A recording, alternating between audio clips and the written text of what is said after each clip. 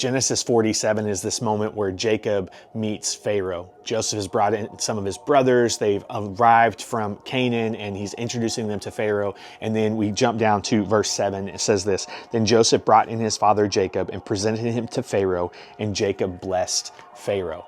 Now, this is a culmination of, in Genesis chapter 12, God tells Abraham, Jacob's forefather, hey, I will bless those who bless you. And that's exactly what we see, which is really interesting because Pharaoh is an unlikely candidate for God to bless because it's actually Pharaoh and God who are going to go head to head in a few chapters. It's actually Pharaoh who is going to imprison the Israelites. It's actually Pharaoh that is drawing Jacob and the Israelites away from Canaan, which is the promised land. And yet in this moment, in this season, it is through Pharaoh that the blessings come for Jacob and his family.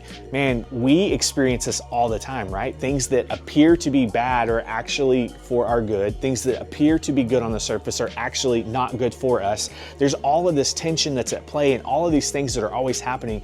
And I just need to be reminded, man, I don't always know everything that's going on under the surface and behind the scenes, but there is a God who is intimately aware of every single detail, and he invites me to trust him. He invites me to follow him. This isn't about blind trust or blind faith, but it is about recognizing like some things are going to be outside of my control, and that's okay because God is bigger than all of those things. God is outside of the scope of what I can understand or what I can manufacture on my own. And even in this moment where God is actually blessing Pharaoh, who will turn around and curse Israel, but God is using it to further his purpose, and ultimately it's going to be for the fame of his name.